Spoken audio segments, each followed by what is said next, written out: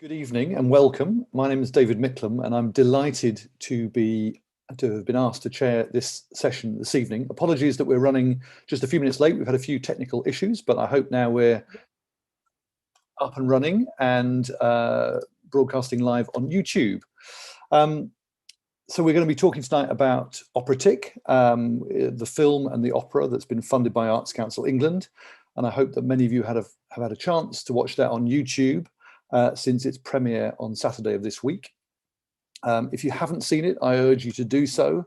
And I've just heard that today the company has decided to extend its availability for free streaming until 11 o'clock this Thursday. So there are still opportunities to watch it or to watch it for a second or a third time if you've already seen it. It's a really great film and I'm delighted to have had a chance to get to see it before now. The purpose of this session is to gather together some of the collaborators who've helped make this project happen, to bring it to life, to understand a bit more about how it was made, and to hear some of the different voices around the room who've, as I say, have contributed centrally to this project. We've got some questions that people have already sent in, which we'll be asking the panelists in just a moment. And also, if you have questions that you'd like to ask, then please do put those in the comments on the YouTube channel, and we'll make sure we get to those as quickly as we can. We're going to be finishing about 8:10 tonight, so we've got just under an hour. So if you have got burning questions, then please do feed them through, and we'll do our best to ask those to our brilliant panelists who are here this evening. So just a little bit from me, and then I'm going to hand over to some of the colleagues that are on this Zoom room tonight.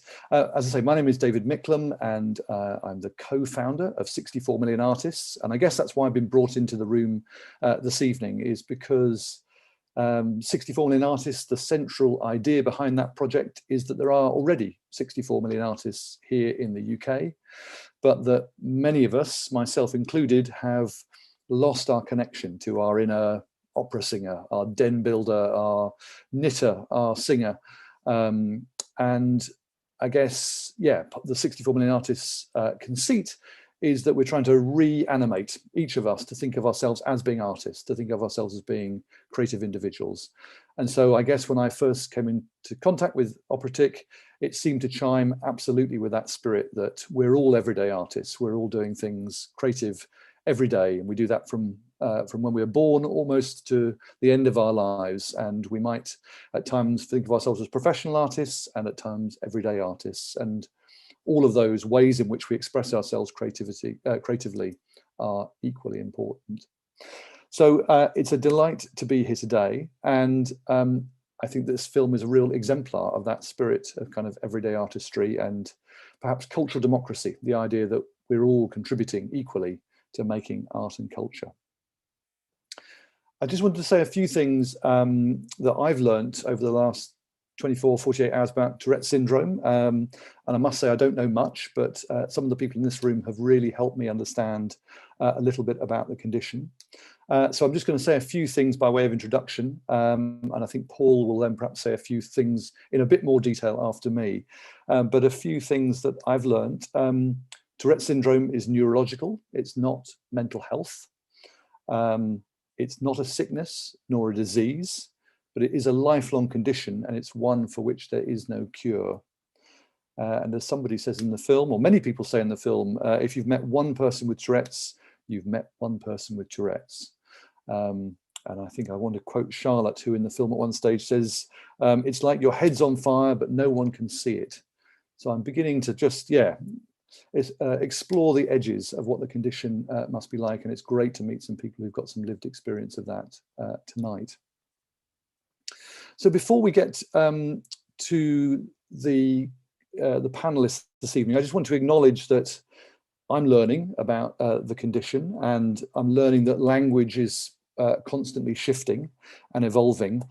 And I want to acknowledge that while I'm going to endeavour to use the right terminology this evening, when referring to Tourette's syndrome and how people identify, I may make some mistakes, and this isn't done out of disrespect. So please feel free, if I do get something wrong, to put a message in the YouTube chat, and then I can correct the term or the wording. So apologies in advance if any of my language is inappropriate.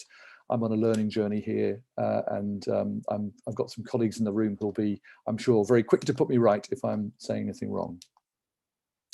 So welcome, warm welcome to everybody who's watching and listening tonight.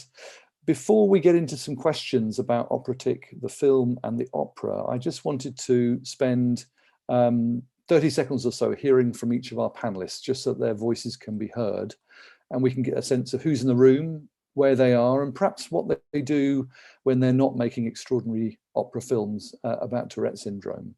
So I'm going to turn first of all to Michael to introduce himself. Tell us where you are, Michael, and tell us what you do when you're not composing operas. Good evening. So when I'm a composer based in Manchester, and composition is a big part of what I do.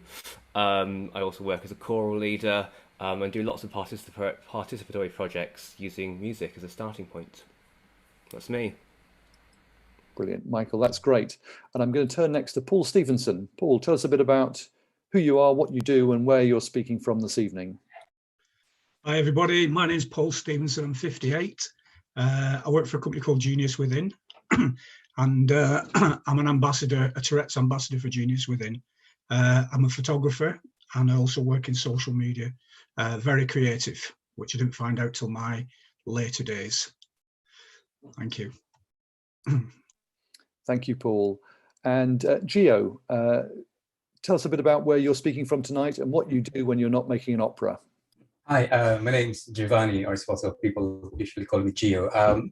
I'm a children's doctor, specifically a community pediatrician, and I work in Hillsborough, but I live in Arocar in Argyll and Bute in Scotland, which is where I am currently.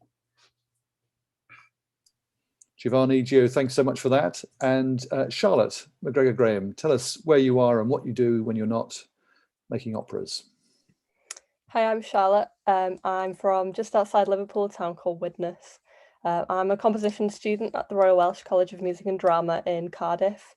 So when I'm not composing, I've got a lovely golden retriever, so I'm outdoors with her and yeah, enjoying nature and using the sounds of the world to use in my compositions. Charlotte, thank you.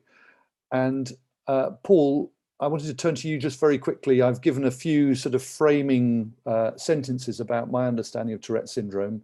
I think you were just going to talk for a minute or two just about some of your experience of Tourette syndrome and just help some of our audience understand a bit more about the condition. Yeah, I'll keep it brief. And as you already said, David, what is Tourette syndrome? Tourette syndrome is a neurological condition, as you said before. So people with Tourette syndrome have involuntary tics. These tics mean that they can make sounds, vocal tics, or movements, motor tics, that they can't really control. It's not a rare condition, which a lot of people think it is. It's not that far behind autism in its prevalence. 1 in 100 school children will live with this, and also 300,000 in the UK. So I think this is what makes people not really understand much about it, that they think it's a rare condition, and it's not a rare condition. Like 1 in 100 out there, put your hand up and say hello. Woo, hey. Boom.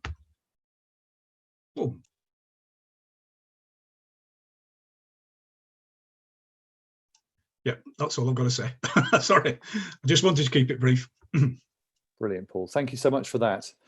So let's turn to OPERA-TIC, the film, the opera. And I wanted to ask Michael Betteridge, the composer, first of all, perhaps, to just, if we haven't seen the film, and I hope that everyone has, but just tell us a bit about what is it? What is OPERA-TIC? And perhaps you could tell us why it was made. Where did the inspiration for this opera first come from? Thanks, David. So OPERA-TIC is an exploration in 15 scenes using sound and image of what it means to live with TS. And in particular, what we've explored as part of the project is perhaps beyond what a lot of the documentaries portray as living with TS. This is one of the big parts of the project, that when working with Paul, Gio, Charlotte and the rest of the team in devising this piece, we it was very apparent that people wanted to explore, kind of go beyond what people might already know and experience, and give kind of a feel, explore what it feels like perhaps on the inside a bit more than what we see on the outside. And the inspiration came from Second Movement is passionate as a company about working with people to make new opera. Perhaps people first experience of opera for some, perhaps people are more experienced. And I know there was conversation with Tourettes Action who wanted to do something exciting, creating new opera with adults living with TS. For me, as a composer, a lot of my work is involved. I'm a very collaborative artist, and I always feel very strongly that I'm very lucky to have trained in the journey that I've trained in as a composer. But equally, when I create work, I want to learn about other people. I want to create work with others, whether that is a project like this or whether a project exploring any other kind of group of people working in a particular maybe place, living in a certain area who have similar kind of interests or themes. That's interest. I'm here as a kind of vessel for ideas and to share those skills and also learn back as well. Thanks, Michael. And I'm just going to stick with you for a moment, if that's okay. If that's the kind of the what you made and the why you made it, I guess the next question is how you made it.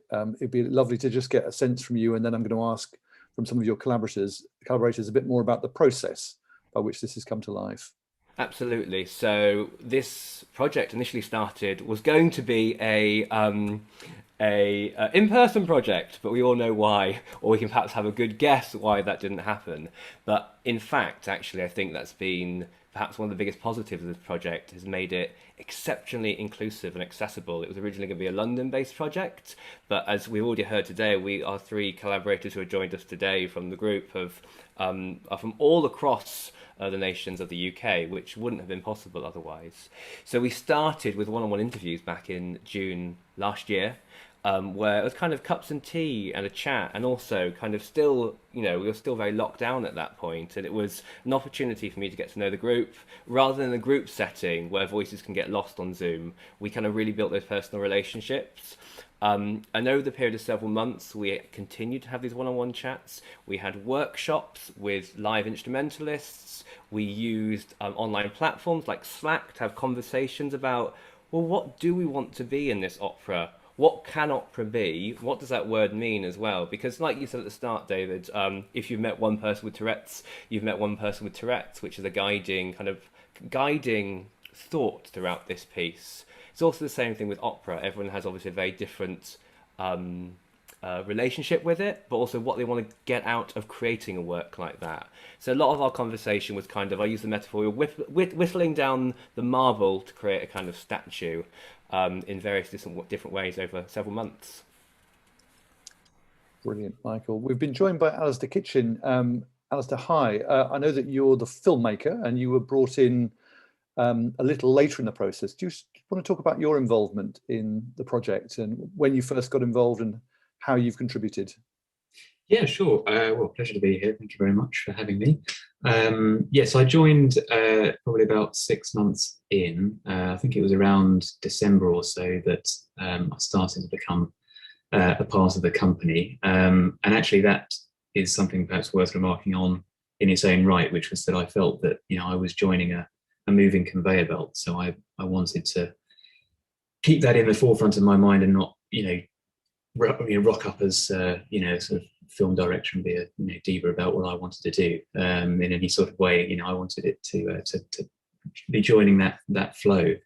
And I suppose my first personal contact, apart from with Abigail, the producer, and Michael, but my first contact with the group as at large were these workshops that we held on Zoom. I think it was a fog of time. I think they were sort of around February through into March.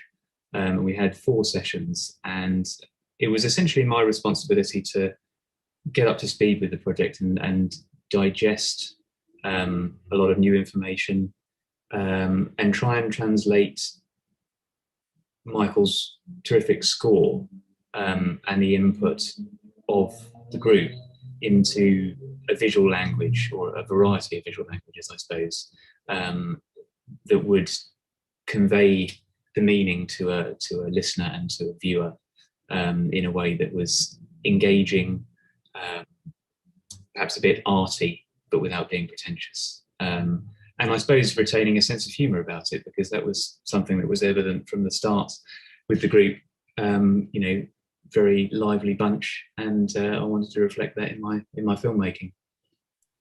Brilliant. Let's hear from one of the lively bunch now. I wanted to ask Charlotte a question. We've had one posed on YouTube, Charlotte. Questioner asking, did people find it hard to discuss the condition at first? And what made it easier to talk about Tourette syndrome? I mean, for me, I've always been very open about my condition. I wasn't diagnosed till I was 16. But I've never really had a problem, I think, because people are ignorant, but not in like a negative way. You know, so I think part of, not our job, but part of living with Tourette's, we do have to educate people as we go along. And I don't necessarily think it's a bad thing, because then they go off and tell somebody else what they've learned. So, and I think having Michael, who was just so understanding from the beginning, it really was like just having, you know, a cup of coffee or a cup of tea and a chat. You know, it was really nice to just have that conversation in such like a safe space with someone who was like really interested in learning more about it. So no, I don't think not me personally, and I think everyone in the group as well, when we all got together into the mix, into the bigger groups, we had the bigger Zoom sessions, everyone understood what we were all going through. We were all in the same boat, you know. Tics are different from person to person, but yeah, we could just actually be in a space where it was completely acceptable to talk about Tourette's and our struggles and our journeys. That's fantastic, Charlotte. I'm going to keep on with you. We had a question from Luke, who's 9 years old, who's asking what it's like to live with Tourette's. I wonder if you can just give us a flavour of your experience of the condition. I've had tics since I was 4, so I don't really know life without tics. I know life without Tourette's as such. I wasn't, as I said, I wasn't diagnosed till I was 16. My tics came on quite severely when I was 16, so I'd always lived with mild tics. I think life after a diagnosis has been a lot easier. You know, when I was growing up in school, I would make noises and twitch, and people would be like, "What are you doing?" And I never had an explanation. And now that I can say, "Oh, I've got Tourette syndrome, and that's why I make noises, and that's why I move around," people go, "Oh, that's okay." Whereas before, it was much harder to try and come up with reasons for why I couldn't sit still or why I made noises all the time. Well, I think my life's been pretty good despite all the challenges Tourette's has thrown at me. It's made me, you know, more understanding of other people, and it makes me more creative. So even though it can be quite hard to sit still and you know, concentrate sometimes, having activities like creative activities really helps me. I can spend most of my time doing that, and then I don't tic. That's fantastic, Charlotte. Thank you for sharing that. Our viewers probably can't see, but both Gio and Paul have been nodding as you've been speaking. Gio, I might just ask you the same question. Just give our viewers just a bit of your sense of what it's like to live with the condition. Like Charlotte, I've had Tourette's since as far as I can remember. So it started out with like really very young. I was blinking, you know, deliberately my eyes, and I had to see an eye specialist, and I was diagnosed. Well, misdiagnosed of a different condition, like astigmatism, but I didn't really have that. But as a child, it was quite, I mean, I don't want to paint a bleak picture, but it was quite difficult for me as a child, especially in primary school, because I really had loud barking tics like a dog that you can hear it, you know, from afar. So, and because people didn't understand what the condition was, and I didn't know what was happening. I was just doing it. So my teacher told me that if I didn't stop doing it, I would have to step out of the classroom. So I had to do something to suppress that. So I put my fingers in my mouth, and you know, and it caused other problems. So it was really difficult. But I would say, because as a child, you know, you just carried on. So I just carried on. I did what most children would do: rode the bike, climb trees. You know, everything that you might think, oh, you shouldn't be doing that. But I didn't know it should stop me. So I just carried on. And when I was younger, I became more aware of it. I tried to hide it because you're a bit embarrassed, you know. You don't want to be meeting people and doing these things, then they start staring at you. And it was difficult because you have to suppress it, and but inside you, there's something going on. But later in life, I just started to embrace it, and that's me. And even in my work, when I see families, the first thing I say, I've got motor tics, I've got vocal tics because of my Tourette syndrome. And I think that's just a way for me to advocate, to let people know what Tourette's is and what you can achieve, even if you've got, a condition. Gio, thank you. I want to turn our attention to the opera now. That's where we want to spend the rest of our time together. I want to ask Michael about what processes you use to begin to build bridges with these collaborators, to begin to form relationships with some of the individuals who are at the heart of the collaboration. Yeah, I think what has been brilliant about this project is how open-minded and creative everyone has been in the space. And actually, there's something about the digital space that has posed challenges in creating musical textures, for example, because of limitations of Zoom. But equally, I feel we've been much more adventurous. And I mean, it's one of the most open-minded and creative groups I've worked with. And again, that might be the situation because of the year we've had. It might be the kind of safety of Zoom as well, or it might be that we're willing to be more adventurous. But so I've adapted a lot of my techniques that I would use in normal kind of collaborative settings, where sit at a piano, start with some chords or get some feedback and some ideas, and we would create melodies based on a chord sequence, that's quite a kind of standard approach that I use. So what we've done is we worked with a cellist, Polly Veer, and a fantastic soprano, or both fantastic performers, but colleague of mine, Jenny Carson, and actually we were in the space together. This was in September last year, and what we would do is we basically asked the group, right, what do you want these instrumentalists and what do you want this singer to do? What shall we explore? And I had already talked to some of the group about what ideas people might have had, and some people shared that over Zoom as recorded ideas or kind of as descriptions, because again, everyone in the group has different skills as artists. Some are experienced musicians. Charlotte's a composer, Gio does a lot of singing, but some people have different skills and have different strengths and verbalise and talk about creating music in a different way.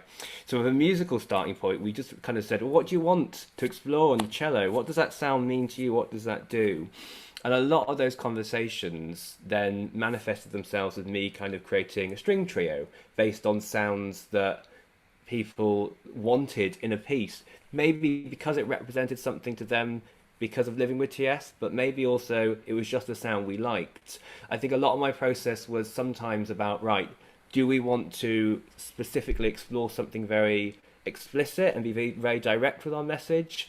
Or do we want to explore something that's for ourselves and create something that we don't need to explain to an audience, actually? It's just indicative of the work we've created in this digital space together. So different processes to how I would usually work in kind of non-digital spaces, but it's been fascinating moving forward how I might use those in different contexts now that we can meet in person again for kind of these devising style projects. Michael, thank you. I'd like to turn to Paul, and Paul, ask you about how you first became involved in the opera and what your sort of contributions have been to the finished piece. Yeah, as far as I can remember, and I might be wrong here, it was back in September 2019 when Tourette's Action contacted me and said they were going to get on with this project. And I just thought absolutely fantastic, so enthusiastic about it. Thought it were a brilliant platform that would open up to maybe a different audience and help educate and help people see what life is like living with Tourette's syndrome. I've always, something that we said before we went on the Q and A, it's something you said, David, about having creativity and maybe having it knocked out of us when we were young. I remember basically being told I was no good at art at the age of 12 because I wouldn't conform to what they were asking me to do. But I'm I've gone all my life, I've been a painter, and it wasn't until I had a positive assessment after my diagnosis in my 50s with Genius Within that I found out, you know, what qualities, what strengths I had, and one was a visual thinker. and I'm so big on creativity, no matter what aspect it is, whether it's knitting, writing songs, poetry, making music. I think it's a great, for people with neurodiverse conditions, it's a great place to be.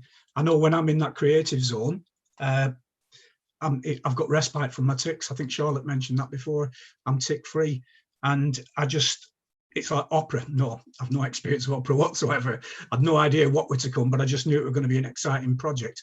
And as it went, I thought, what can I provide as a visual thinker to it? So we do, like Michael said, we just threw in our ideas and expressed to people who don't know anything about Tourette's what it might be like if they, walked a mile in our shoes. Thank you.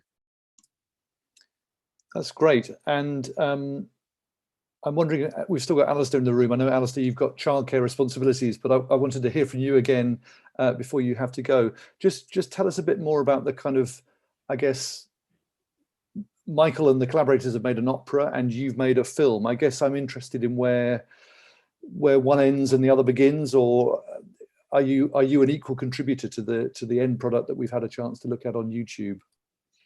Yeah, I mean, I think, yeah, you put your finger on it with the where does one end and the other begin, because I think it is very fluid in this case. I mean, obviously someone has to do the actual filmmaking in the sense of, capturing footage. And in that sense, that was very collaborative, because one of the earliest things we did in the workshops was to put out a sort of a general request for the group to film themselves. We gave certain, we had discussions and had ideas about what sort of visuals we might do for each scene, and some of those lent themselves to footage from the group that could be edited into a sort of day in a life or life in a day type scene. Other things, we were obviously limited by being in lockdown for most of it. We were very lucky to have a couple of sessions in Manchester where we were actually able to film real live people, which was great, and I think that's a really important thing to have in there. But a lot of the rest of the film did have to be created from, what can we do, what could I do in my flat, what could I capture on a sort of almost a tabletop level. And in some ways the first two scenes perhaps illustrate that quite well, because Michael was saying at the very beginning of this session that they're getting on Zoom and having a cup of tea and a chat, and so that's where there we go, he has one in his hand. And the idea was to, with that first scene, I thought, well, because I couldn't necessarily show everyone's face for the verbatim that we have playing, and I thought, well, how can I represent people? And I thought, well, different mugs and cups and things, and so I have a large mug and cup collection, which I was more than happy to photograph, and so they took on their own kind of personalities and that sort of thing. And similarly with the second scene, this idea of having a YouTube video that kind of explains in a very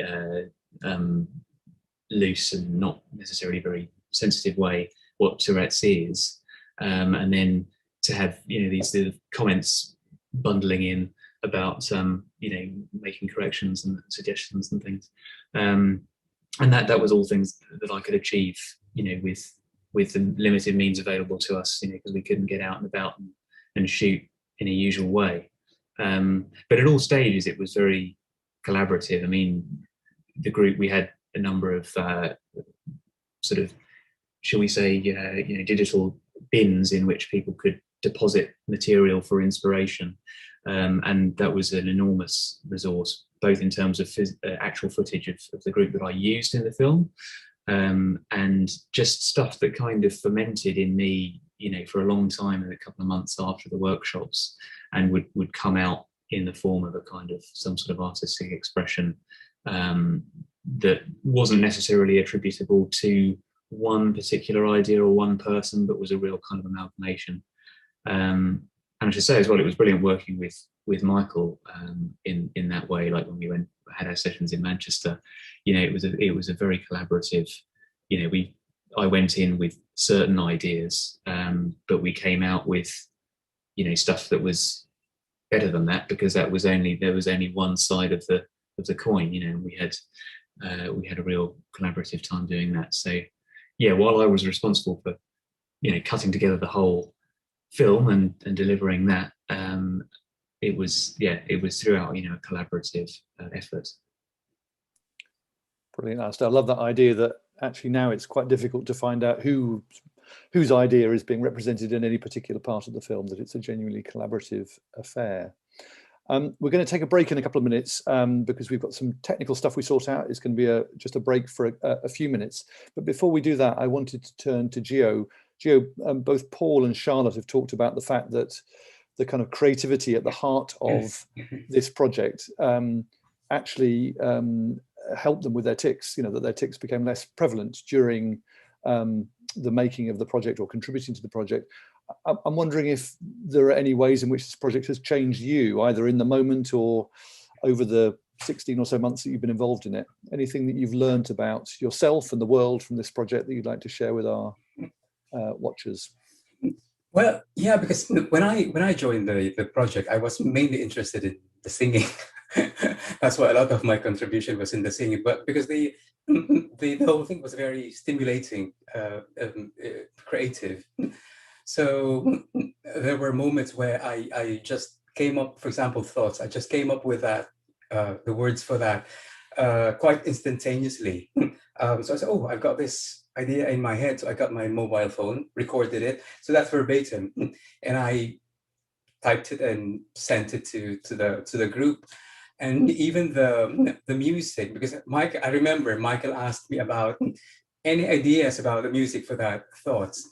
I was walking the West Highland Way at the time when I see his message on Slack. I said, oh, then suddenly there's this light bulb moment. So I was walking and I submitted to him two like two melodies.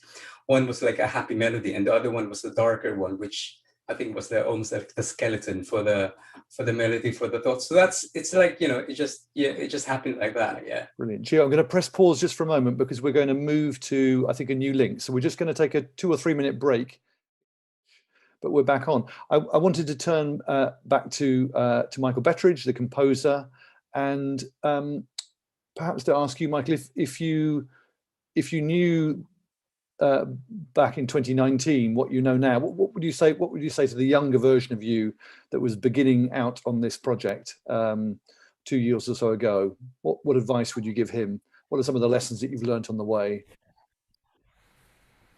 Oh, many. I think that it's very easy when you're working in these settings to any collaborative process which involves anyone who has a different range of skills. It's really easy to go, right, you can be very, very product driven because you've got a goal, you've got something to set, and therefore you set up not barriers, we call them parameters quite often as composers, or I mean other artists may use that. We talk about musical parameters, but I kind of pride myself on keeping those quite loose. But what I've realised with this project is how loose those parameters can be and how open-ended, you know, questions can be in terms of devising material and where that can lead.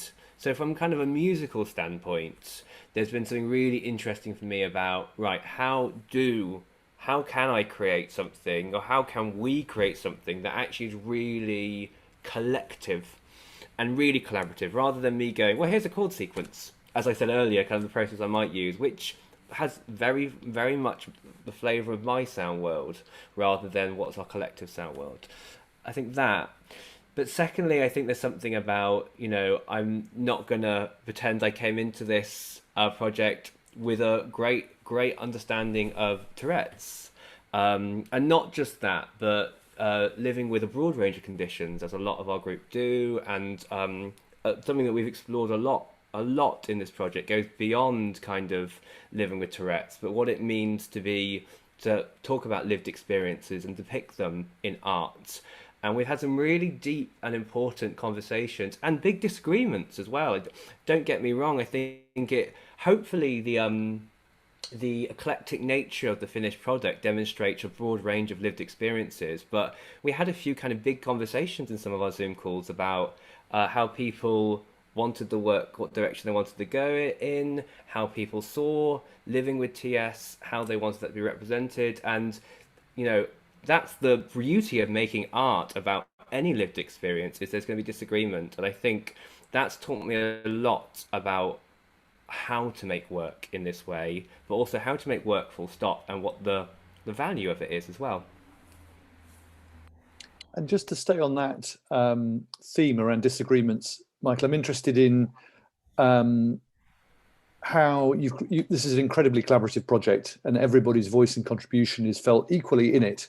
And at the same time, you're the composer, you're the person who's got to sort of, I suppose, make some decisions about certain aspects of the project. Tell us about how some approaches that you've learned to help you through those disagreements and help keep everybody else on side in the project. It's a really interesting question, and something that I'm constantly asking myself. I think if we started this project even 2 months later, it would be a totally different project. And that is because different people would have been involved potentially, or been able to give time in a different way, or my thinking would have changed, which is going to, of course, you know, the idea of the composer, there is a hierarchy in opera and also music. Generally, the composer is, rightly or wrongly, often put on the pedestal with kind of the musical canon and the way we think about music creation.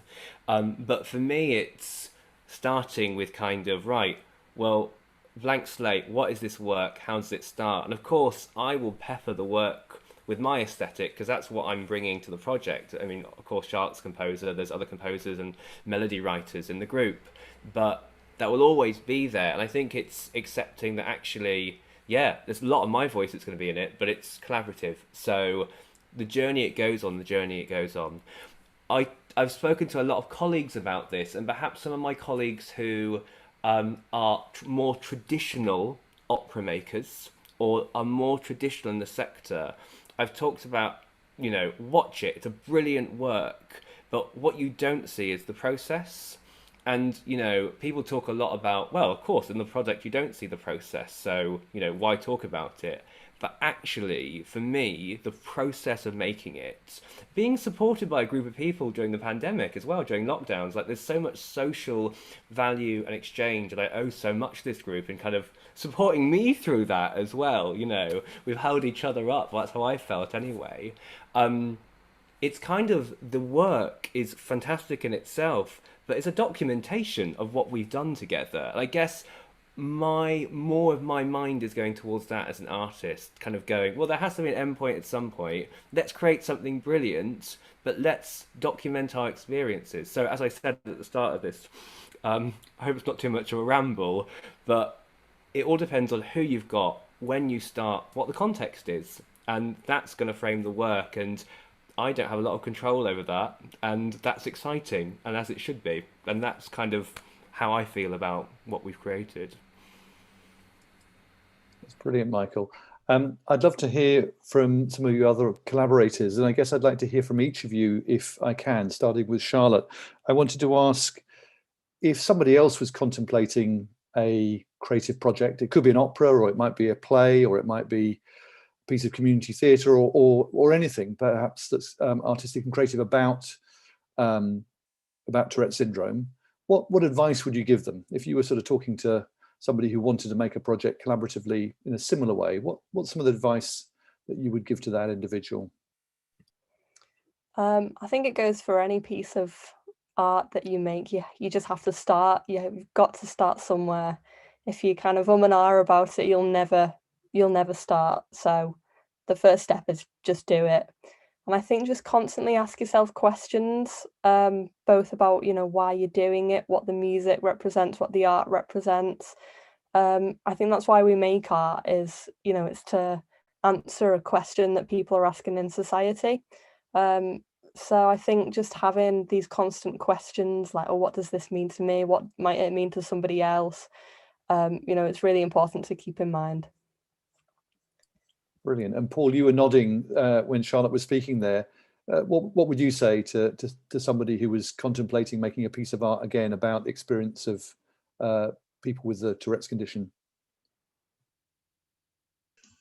No, we're thinking about what a difficult job Michael had, because Tourette's syndrome is usually not a standalone condition. So there's other neurological conditions which are thrown in the mix. And that hence where if you've met one person with Tourette's, you've met one person. So like this conditions like ADHD, OCD, spectrum issues, ASC, autism. And so we're all looking from we're all at different standpoints in a room, might be looking at the same object, but we can all describe it in a different way. And it's the way that Michael went about, he had the right method really, which was to not just go for the things that are highlighted, though it's a swearing condition, it's a comedic condition. While they are tics and they do have the place with Tourette syndrome, there's a lot that you can't see. And I thought it was brilliant how Michael got all this together and put it down in music and also words as well. So if anybody is thinking of doing that, like that, Michael's your man, consult him. Brilliant. Great advert for Michael Betteridge. Giovanni, I want to ask you the same question. What would you suggest to somebody who's contemplating making a collaborative piece about Tourette syndrome? I think firstly, you have to really love what you're going to do. You have to put your heart into it and the rest will follow. And just go for it. Be curious, be interested. Even if you don't know what you're going to do, you will meet amazing people and you will learn, and just be open-minded and be spontaneous and don't overthink it, and just let it just go with the flow. Fantastic. I think we're going to be finishing at 8, which is just a couple of minutes away. Michael, I wanted to give you the last moment just to say a few words perhaps about what you're proudest of in the project, the aspects of the project that you might take into the next thing that you do, or that you might offer up as some of the kind of, the key learning from this project, how it's changed you. Goodness, that's quite a question. I think one of the things I'm really proud of is seeing, again, such an in-depth project, how closely we've all worked together in very different ways as part of this project, because some of us have communicated lots via Slack, some of us have communicated lots via one-on-one Zoom calls, some of us sent emails to each other, some of us have been able to attend the group sessions the whole way through the project. And I think it's where we've all journeyed, and everyone has had, of all the 15 people who have been involved in terms of people from the TS community who have contributed, everyone has contributed differently in different ways. And one thing is that actually any contribution, sometimes when some of the settings I work in, people go, oh, that young person, for example, if it's a young person project, they've contributed so much. And I say, yes, but what about that? That's equal to what this person might have contributed, one line, one phrase. And regardless of where everyone started, I don't know, I hope the group agree, but I know that I have, and I feel we've all gone on this journey creating this work together, but also as individual artists. I know I'm listening and watching and viewing everything differently now because of what I've learned and what we've hopefully learned together. So I think I'm, proud of what we've created, but proud on the journeys that I know that I feel I've come on. I'm talking to some of you.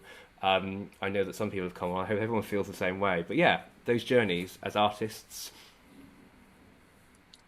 Fantastic, Michael. And I'd love to hear from our collaborators just one last time. I'm going to start with Paul and then Charlotte and then Giovanni. Just any final comments about OPERA-TIC and perhaps what you might remember about the project in 10 years' time, some of the highlights. Paul.